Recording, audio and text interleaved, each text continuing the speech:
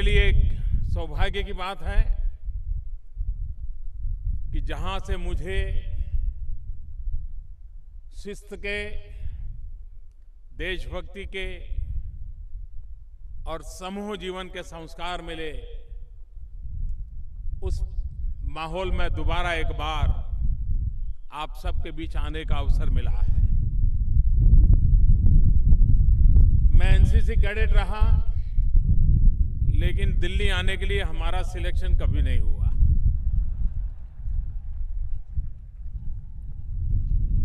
और इसलिए मैं समझ सकता हूं कि आपका सिलेक्शन हुआ होगा तो आपने वहां अपने आप को किस प्रकार से प्रस्थापित किया होगा।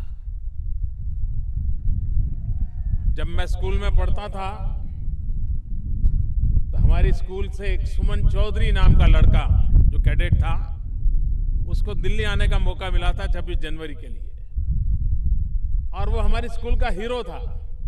जब वो दिल्ली से वापस आया, सारी स्कूल उसको मिलने जाना, पूछने जाना, अनुभव सुनना, और हम उसे देख करके बड़ा गौरव अनुभव करते थे, क्योंकि वो हमारी स्कूल से 26 जनवरी को यहां आया था। आप लोग भी जिन लोगों के बीच से यहां आए हैं, वहां भी आपके लिए एक गौरव का माहौल होगा। जब आप जाएंगे तब बहुत सी बातें आपसे वो पूछना चाहेंगे। आप लोग अब घर जाने के लिए बड़े उत्सुक भी होंगे, इच्छुक भी होंगे। आपको लगता होगा अब जितना जल्दी छुट्टी हो जाए अच्छा है। जो लोग राजपथ पे जाते थे, रात में 1 बजे उठना, 3 बजे जाकर के प्रैक्टिस करना,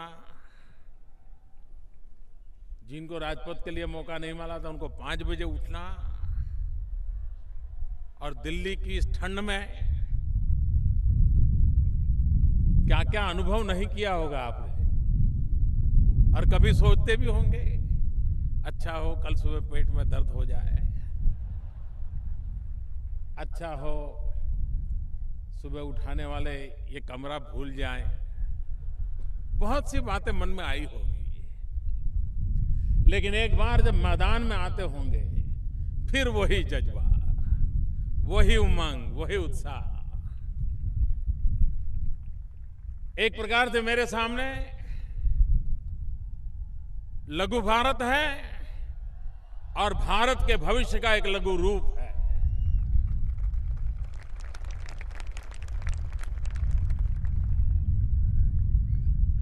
एक कैडेट के रूप में जब हम समूह जीवन का अनुभव लेते हैं, चाहे अपने राज्य में समूह जीवन का अनुभव हो या पूरे राष्ट्र के लोगों के बीच में हो, तब हम एकता के सूत्र की अनुभूति करते हैं। हम एनसीसी में, समाज जीवन में ये सुनते आते हैं, कच्छ हो या कोहिमा, अपना देश अपनी माटी। विविधताओं से भरा हुआ अपना देश, जब तक अपने देश के अन्य लोगों से मिलते नहीं हैं या वहां जाते नहीं हैं, हमारा देश कितनी विविधताओं से भरा हुआ है। और विविधता में एकता, यही हमारे देश का सौंदर्य है, यही हमारे देश की ताकत है, यही हमारे देश की समृद्धि है, और वही हमें सदा सर्वदा एक नई प्रेरणा भी देती है। स्वामी विवेकानंद जी के जीवन को हम जानते हैं। उन्होंने पूरे भारत का एक परिव्राजक के रूप में भ्रमण किया था। वो देश को आत्मसात करना चाहते थे। महात्मा गांधी अफ्रीका से आए तो उन्होंने ट्रेन में पूरे हिंदुस्तान का भ्रमण किया। वे पूरे भारत को आत्मसात करना चाहते हैं, जीना चाहते थे। हिंदुस्तान के हर सांस को वो जी लेना चाहते थे। अब्दुल कलाम जी की अगर आप जीवन चरित्र पढ़ोगे तो वो भी कहते हैं कि अपने गांव से मैं जब पहली बार दिल्ली जाने के लिए निकला और कितने लोग, कितने परिवेश, कितने प्रकार के खान पान, कितने प्रकार की बोलियां, मुझे एक भारत का एहसास हुआ था।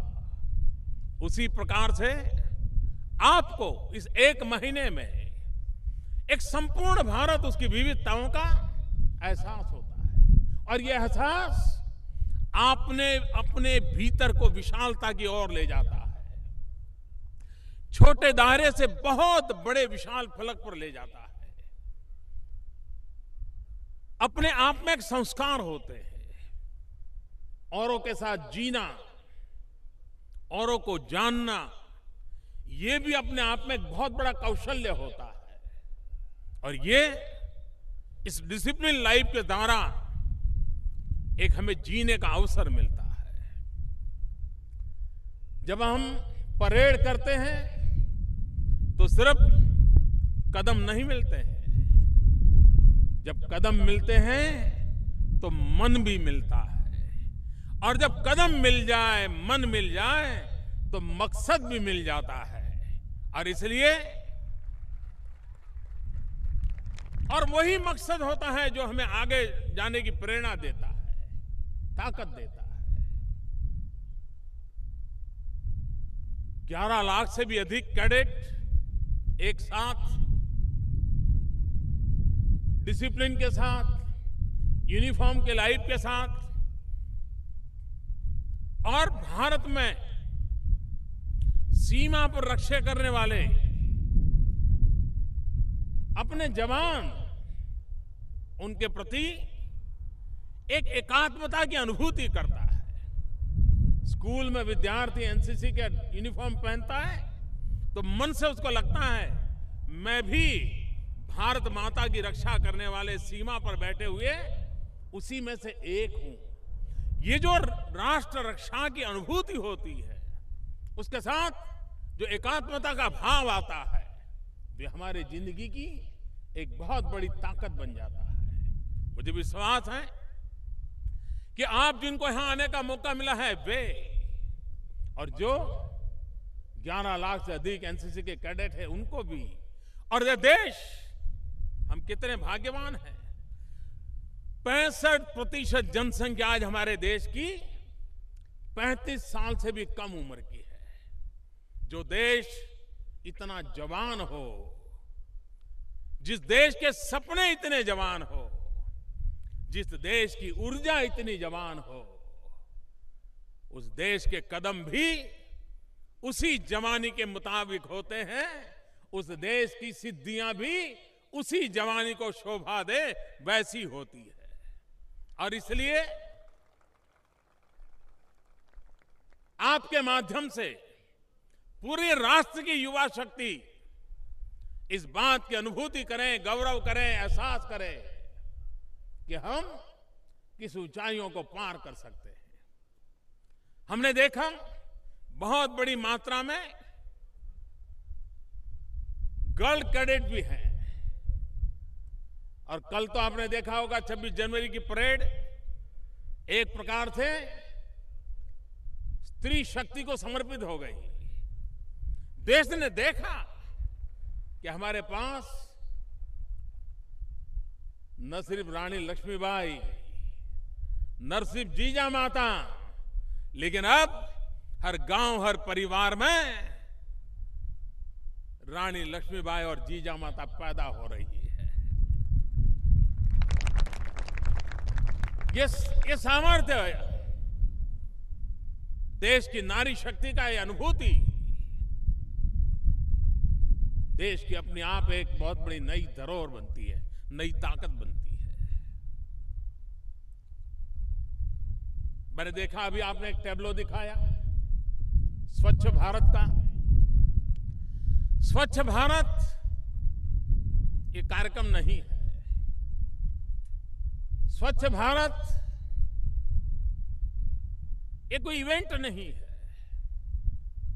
स्वच्छ भारत ये स्वभाव बदलने का प्रयास है। जब तक हिंदुस्तान के 125 करोड़ नागरिकों में स्वच्छता ये स्वभाव नहीं बनता है, तब तक हम लोगों को काम करना होगा। और मैं मानता हूं ये सब संभव है। एक बार बचपन से भी ये संस्कार शुरू हो जाएं तो जीवन भर वो बातें रहती हैं मन में। आप एनसीसी के कैडेट्स के माध्यम से एक तरफ तो हम स्वच्छता के लिए जरूर काम करें, लेकिन साथ साथ जिस स्कूल में हो, कॉलेज में हो, गांव में हो, परिवार में हो, समाज में हो, हर पल स्वच्छता एक स्वभाव कैसे बने, हम स्वच्छता के संबंध में कितने जागरूक हो, गलती से भी गंदगी न करें। आप देखिए भारत जिसके पास इतनी महान विरासत है, अगर उसमें एक बार स्वच्छता जुड़ जाएगी तो पूरे विश्व में भारत के तरफ देखने का नजरिया बदल जाएगा। भारत के प्रति बड़े गौरव से देखेंगे लोग। और मैं मानता हूं ये भी मां भारती की सेवा करने का उत्तम रास्ता है। 21 जून यूनाइटेड नेशन ने विश्व योगा दिवस के रूप में घोषित किया है। जो भी लोग योगा में भरोसा करते हैं, योगा के विषय में जानते हैं, उन सब के लिए एक ये गौरव की घटना है। अब योग ये किसी सीमा से सिमटा हुआ नहीं है, किसी एक ही भाषा के लोगों का विषय नहीं रहा है, न ही किसी एक उम्र के लोगों का विषय रहा है। आज योग दुनिया के हर कोने में पहुंचा है, हर समाज में पहुंचा है, हर भाषा भाषी में पहुंचा है, हर उम्र के लोगों में पहुंचा है, स्त्री और पुरुष में भी पहुंचा है। योग ने एक वैश्विक रूप ले लिया है। लेकिन तब भारत की एक विशेष जिम्मेवारी बनती है कि जिस धरती पर से योग की कल्पना का जन्म हुआ, हमें विश्व को सही योग का परिचय करवाना होगा। योग की सही बातें विश्व तक पहुंचानी होगी, और वह भी एक संतुलित, संपन्न और सशक्त मानव जात के लिए आवश्यक है इस रूप में योग की प्रस्तुति हो। मैं देश भर के एनसीसी के कैडेट से आग्रह करता हूं कि अभी से आप योजना बनाइए। 21 जून को एक साथ एक समय सारे हिंदुस्तान में योग हो, दुनिया के सारे रिकॉर्ड टूट जाए, इतनी बड़ी संख्या में हो, इतने उत्तम तरीके से हो, और उस काम के लिए अभी से हम लग जाएं। दुनिया के अंदर इन कैडेट्स के माध्यम से हम एक बहुत बड़ा मजबूत संदेश और एक बहुत बड़ा प्रेरक संदेश हम विश्व को दे सकते हैं। एनसीसी के संबंध में भी बदलती हुई दुनिया में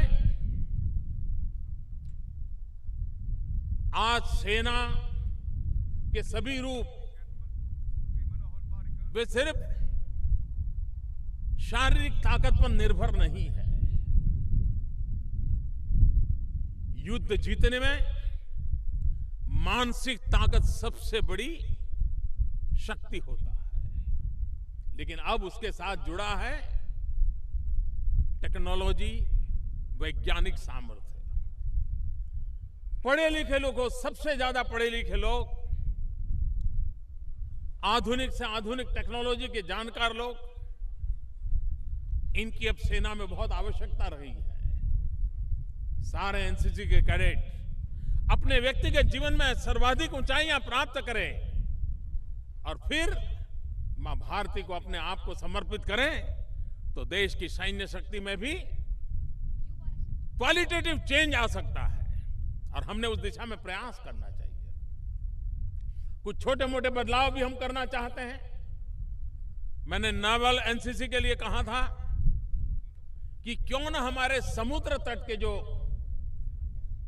शहर है, छोटे नगर हैं और जहां एनसीसी का यूनिट है, हमें कोशिश करनी चाहिए कि समुद्र तट पर के सभी एनसीसी यूनिट हो सके तो नेवल यूनिट हो, ताकि उनका समुद्र से नाता होता है और जिनका समंदर से नाता होता है तो आगे चल करके नेवी में कैरियर बनाना भी उनको सहज स्वाभाविक लगता है।